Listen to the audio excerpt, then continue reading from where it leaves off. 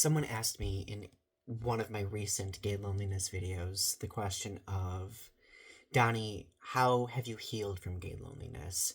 And I want to preface by saying that healing from gay loneliness is an ongoing process.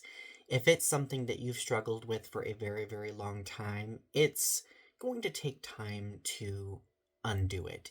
It lingers, as I've mentioned in prior videos, but it isn't forever in the sense that it feels as heavy as it once did, especially during those college days, right?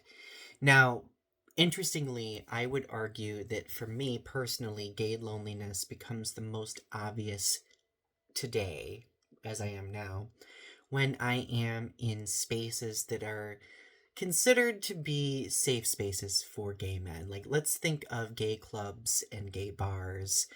I, for the longest time, have always been made to feel isolated and othered because, not fitting the aesthetic, not, being appealing, etc., body image, bullying, etc. And because of that, like, those spaces that are sacred to so many never really felt safe for me. In fact, I always felt very much on the outside in those spaces. So even to this day, sometimes I will go to gay clubs or gay bars and I just feel like this sense of out of placeness because I've never really felt that sense of belonging that so many have felt. And of course, attributed to those variety of different things that I mentioned. Now, the interesting thing about my journey is that therapy has helped me a lot on my healing process.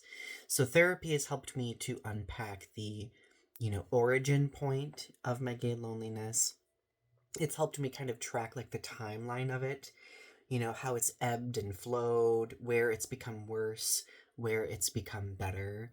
And that's very much helped me make sense of my own mind regarding how I've navigated gay loneliness. And I mean, obviously, I'm in an astronomically better place right now. I am in a stable relationship. I, have a stronger sense of self than I've ever had in my life. And I can tell that I've been healing, especially in these sacred spaces for gay men, because probably a few months ago, back on Labor Day, I went to a gay club to celebrate a friend's birthday for the first time in years. And I felt something I've never felt on the dance floor. I felt like I belonged. I felt like I was kind of like shedding my skin in a way, just like shedding like some sort of facade or exterior that I have like built up for many years to kind of protect myself. And I just remember losing myself in that moment, being on this dance floor with my fiance, with allies who are friends, with other LGBTQ plus people, listening to Gaga, Kylie Minogue, like these phenomenal musicians. I have never felt that safety until September 2023. And that's when I knew that I was beginning that healing process. That's when I knew that somehow I have gotten from point A to point B to point C. Now, it's not to say that, there might be instances in the future where that gay loneliness in these spaces crops up from time to time, but I will say that I can see the improvement. And it's taken a lot of hard work in therapy to do that.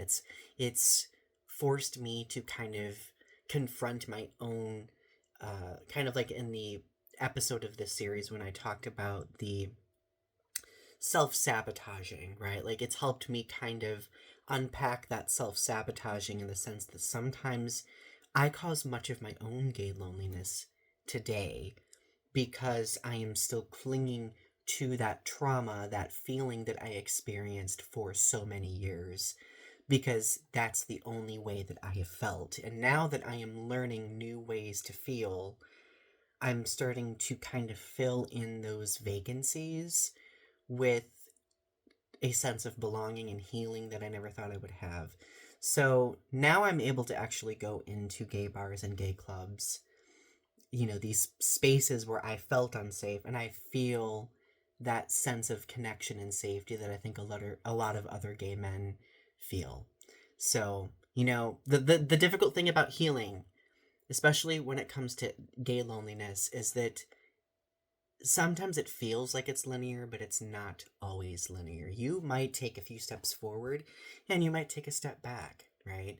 And that is totally okay. Heal at your own trajectory. I like even my own therapy experience, that may not necessarily be the roadmap for your healing. And if that's the case, that's fine. You might need to find your own roadmap. The only thing that I can do is share my experiences in hope that maybe you might resonate with some of what I have to say. But anyway, thank you for listening. Like, I'm going to keep continuing the conversation about gay loneliness because, again, there's so many things to unpack. Feel free to comment in the comment section below your thoughts and reactions to this. Click like for the algorithm so more people in our community can view the video. And last but not least, don't forget to subscribe to my channel. It really means a lot. Thank you for supporting LGBTQ plus creators. Talk to you soon. Bye.